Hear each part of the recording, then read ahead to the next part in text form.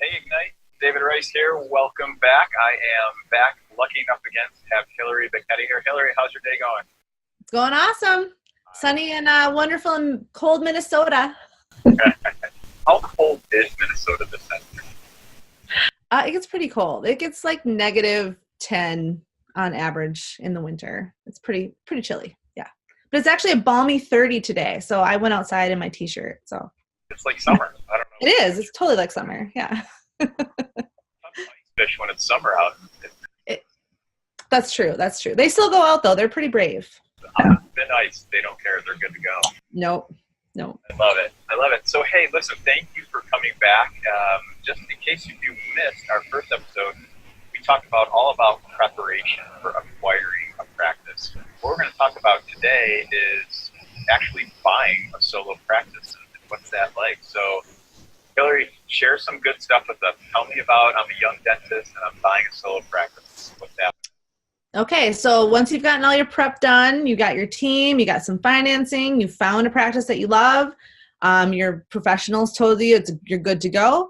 The first thing you want to do, or in most practices or practice sales, is you'll write a letter of intent. Now, a letter of intent is like an offer. So if you've ever bought a house, when you give an offer, that's pretty much the same thing, except the nice thing about a letter of intent is that you can outline a lot of the big item terms that you want to happen in the sale. So obviously purchase price is the big one, closing day, but then you also can talk about what's the allocation of the purchase price, where are the different items of the assets you're going to buy, how much are each of them worth, which is a big tax thing. And people really do get into negotiations about that because they want the better, tax value. You also want to maybe do some non-compete terms. And if you've ever had an associate contractor worked for another person, you know all about non-competes or restrictive covenants. You're going to want to put down, confidentiality, exclusive dealings. So you want to make sure that if you make this offer, that the seller is not going to go off and try to entertain other offers. So a lot of the kind of the big ticket items you're going to want to hash out right away. That way it really does save time and money, because if for some reason you guys are so far off and you're never going to get, together on a letter of intent, there's no way the practice sale is going to go through and you're going to waste months of your time and a lot of money. So letter of intent, you really want to hash out those big ticket items right away. And then once the letter of intent is accepted, you're going to start in the purchase agreement. And so that's sort of your big document that you're going to sign. And when you're buying a solo practice, the majority of sales for a solo practice, you're just buying the assets. You're not going to buy the actual business entity. The reason for that is if you buy the business entity, then you're going to end up with all of the liabilities and some of the bad stuff that you probably don't want to have. So you want to make sure that you're buying just the assets and not the actual business entity. Of course, consult with your attorney, but for the most part, that's how it goes. So because you're only buying the assets, you need to have a business entity of your own. So you need to form your own business entity. And depending on what your aspirations are, depending on your state, you'll probably more than likely either form a corporation or an LLC. You want to make sure you have a good trade name for your business. You want to make sure your attorney looks up your trade name so that no one else has it, so you don't run into trademark issues. So once you have that business entity formed, you'll start to really get into negotiations of the purchase agreement. Your business entity will be the person or the entity that represents your purchase. And then in your purchase agreement, you go over the same things you went over in your LOI. Each party will do their warranties. The seller will say, yeah, like I got good marketable title. I got equipment's all good. You have nothing to worry about. Buyers basically saying, yeah, I have money to pay you. I don't have any, outstanding disciplinary proceedings or something that would prevent me from buying this. And it just really lays out everything in your agreement. Then once you get the purchase agreement signed, and you usually do that about a month or two before closing. Sometimes it can be on closing, but for the most part, you try to do it beforehand. And that's because from the time you sign your purchase agreement until you have closing, you have a lot more due diligence to do. And then at that point, you have more access to the practice's financials and all their records. So you can really dig in a little bit deeper to make sure this is the practice you want to buy. And then sometimes you also will have an employment agreement with the seller. A lot of times the seller will stay on for a little while afterwards. So you'll, again, hash out some of those terms with compensation and benefits and how long they're going to stay. And then once you get old, then you also have to do your lease. Either you're going to sign your lease, you're going to do a new lease, or you're going to buy a building. So that's something that you'll have to work out and hash out. And of course, if you have a good lease broker, they're going to help you with that process. And again, the one tip I can give about leases is that landlords want dentists. That they love dentists. They hardly ever default.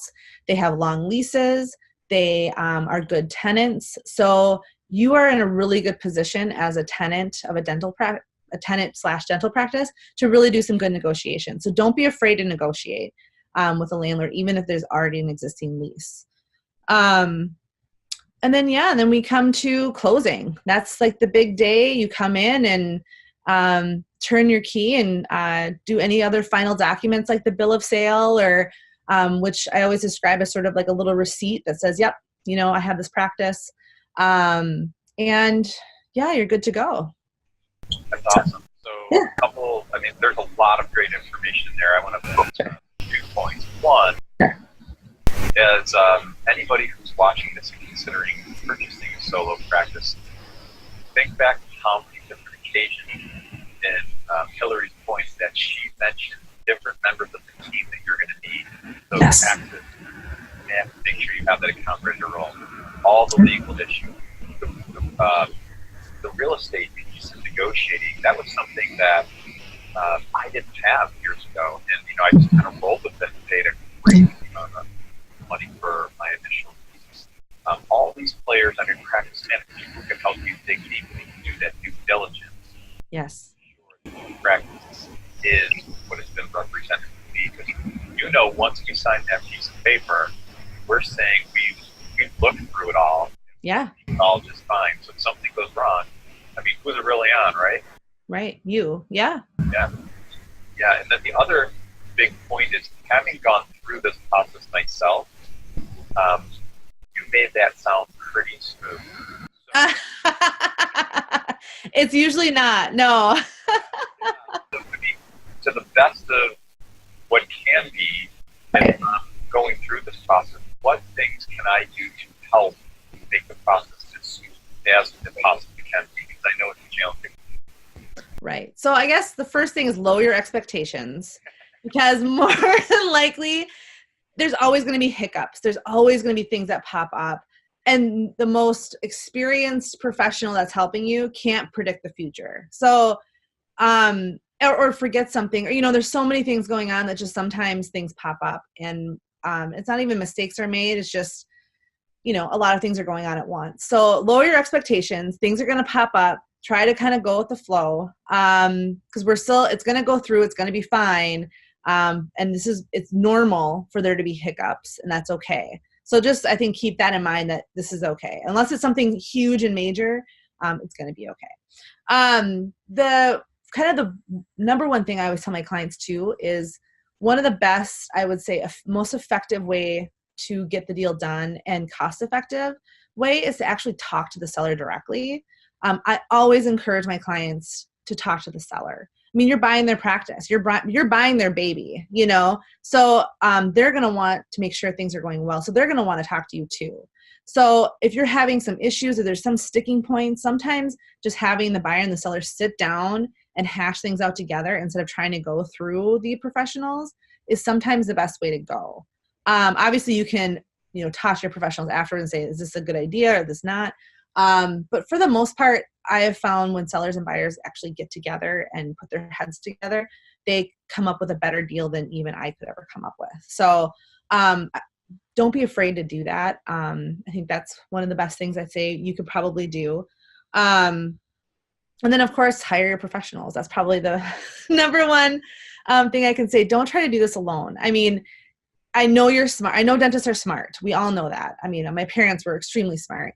But at the same time, dentistry, and I think And these professionals know their area too. So as smart as you can be and as much research as you can do, you really still need to have someone that has your back and that's representing you and that's advocating for you, and that can guide you through this. And sometimes, I take a back seat sometimes, and I let my client do a lot of the work if they want to kind of do, if they kind of want to do all the work. But at the same time, I'm still in the background. So if they have questions, if they need any kind of guidance, I'm still there for them. So you still want to have people there for you, essentially. So, yeah. No, I totally agree. I mean, maximize your strength. Yeah. Do what you do well. Hire tremendous people around you to do what they do well. And I love it. And I feel like I have to close with a thank you so much for your time and setting my bar curve. Anytime. I really appreciate your time. I know how busy you are. Thank you so much for this great advice. I hope you have a great day. Well, thank you for having me.